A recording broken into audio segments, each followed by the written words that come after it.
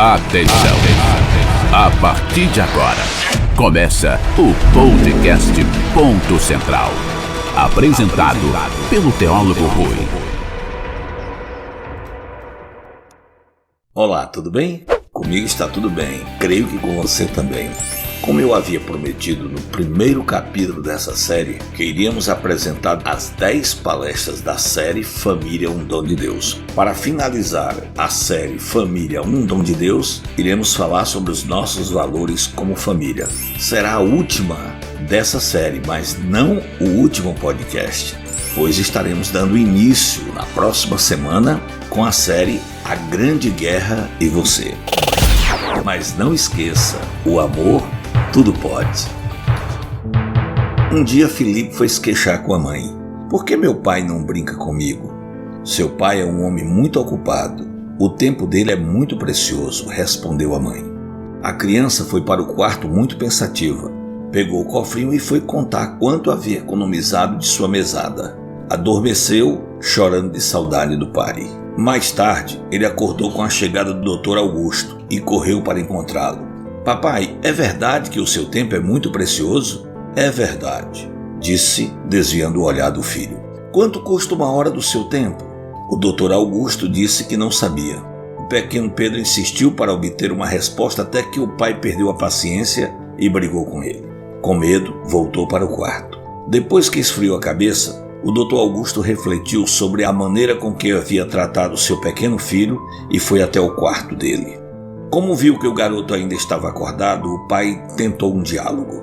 Você ainda quer saber quanto eu ganho por hora? O menino balançou a cabeça afirmando que sim.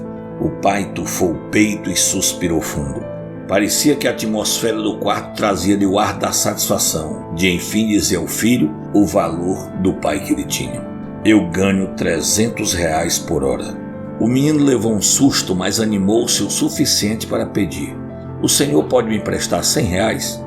Para continuar impressionando o filho, o pai entregou o dinheiro. Curioso, perguntou, posso saber para quê?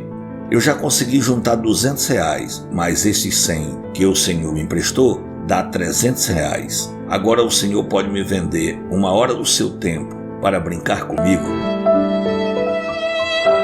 Vigas e colunas sem base. Ao longo dessas palestras, descobrimos coisas indispensáveis para que a estrutura de uma família feliz seja formada. Mas o que seria de uma casa com todas as suas colunas e vigas fortemente amarradas, sem um alicerce que as apoiasse? Seria o mesmo que construir sobre a areia movediça. No livro de Mateus, no capítulo 7, do versículo 26 ao 27, Cristo falou de um homem sem juízo que construiu a sua casa na areia. Caiu a chuva, vieram as enchentes e o vento soprou com força contra aquela casa. Ela caiu e ficou totalmente destruída.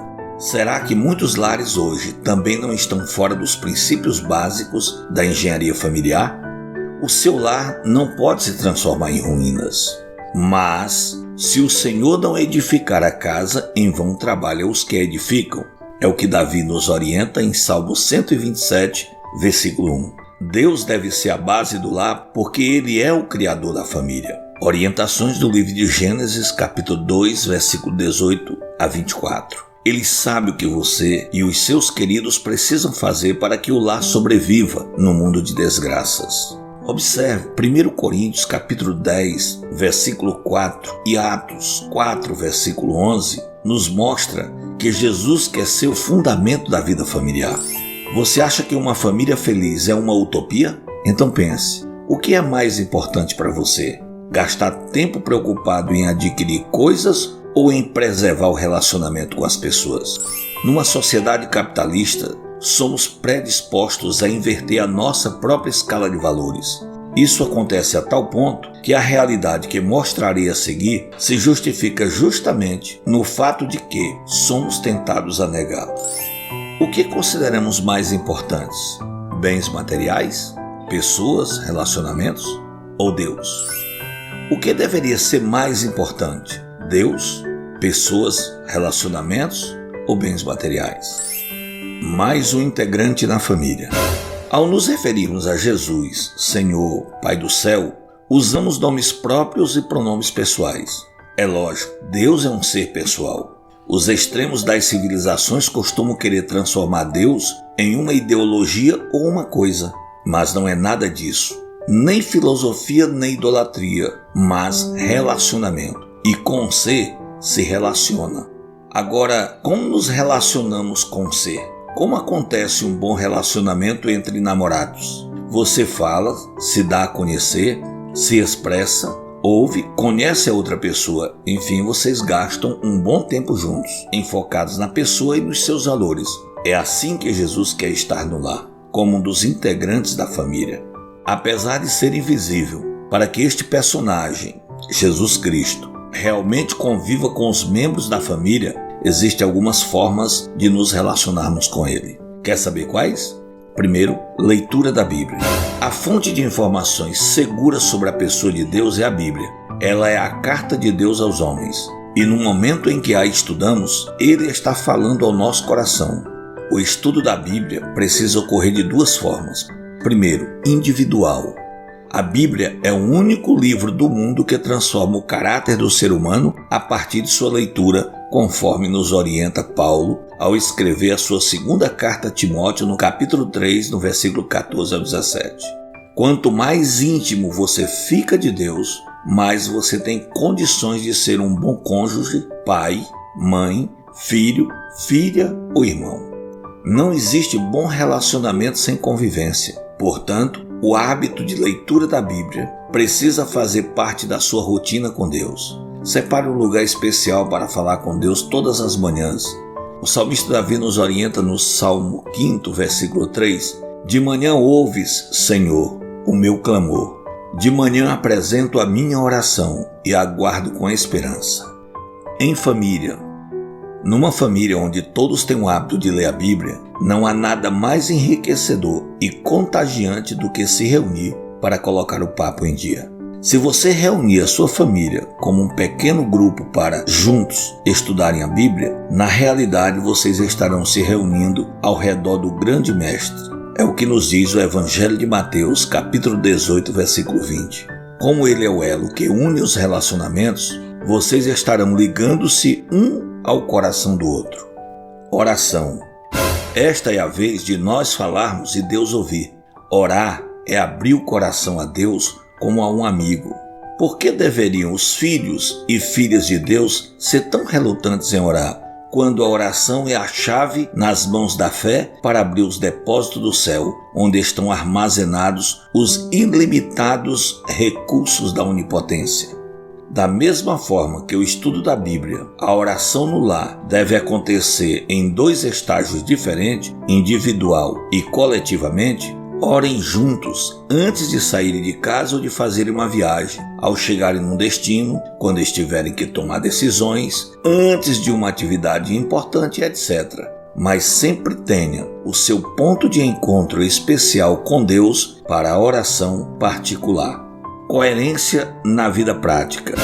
Não se deve ter dois jeitos de ser, um dentro e outro fora do lar. Tem gente que quando está fora de casa quer demonstrar que tem virtude e classe, mas, é claro, em casa não consegue ficar com a máscara. Não adianta se preocupar somente com os bons modos sociais. É dentro do lar que os filhos observam os pais. São modelos que serão seguidos, quer sejam bons ou maus. O perfil de cristianismo dos filhos é moldado pelas influências do lar. Eles precisam ver coerência entre o que os pais pregam e vivem, senão serão cristãos só de fachada.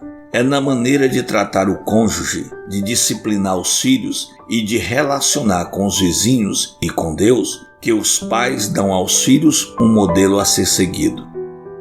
Mais alguns hábitos indispensáveis. Um conselho divino é: ame o Senhor, o seu Deus, de todo o seu coração, de toda a sua alma e de todas as suas forças. Que todas essas palavras que hoje lhe ordeno estejam em seu coração. Ensine-as com persistência a seus filhos. Converse sobre elas quando estiver sentado em casa, quando estiver andando pelo caminho, quando se deitar e quando se levantar. Essas orientações são feitas por Moisés no livro de Deuteronômio, capítulo 6, versículo 8 ao 9.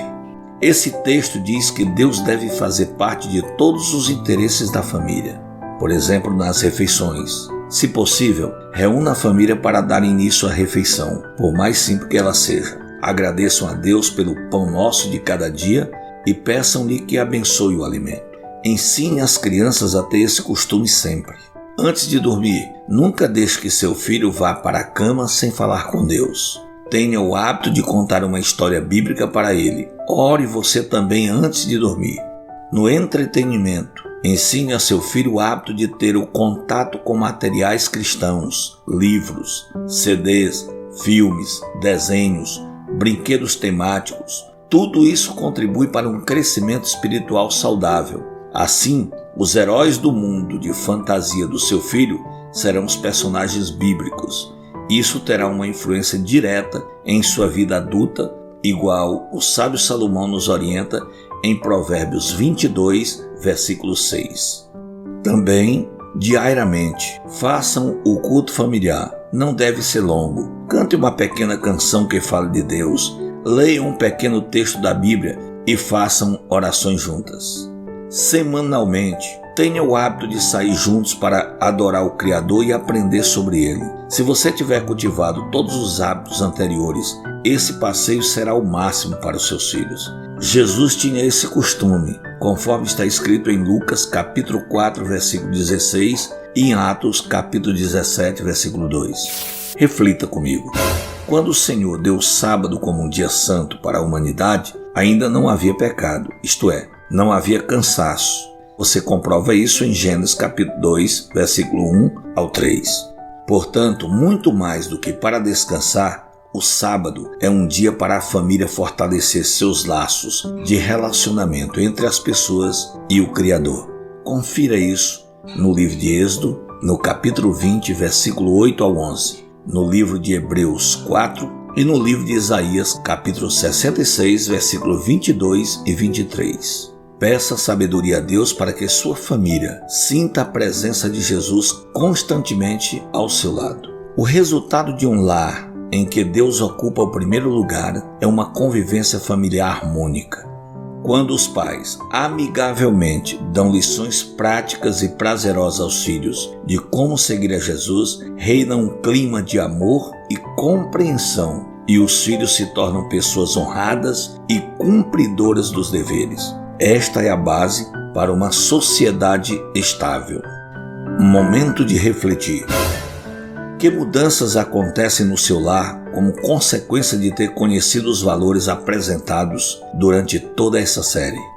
Diante do que você aprendeu, o que você pretende fazer como mudança para continuar melhorando a qualidade do seu lar? Chegamos ao final da série Família, um Dom de Deus, produzida pelo canal Ponto Central Podcast e também pela rádio web jesusvoltará.net. Até o próximo programa, mas quero te convidar para essa nova série A Grande Guerra e Você, se Deus assim nos permitir. Que Deus abençoe tua família, em nome de Jesus, amém. Não esqueça, o amor tudo pode. Fique com Deus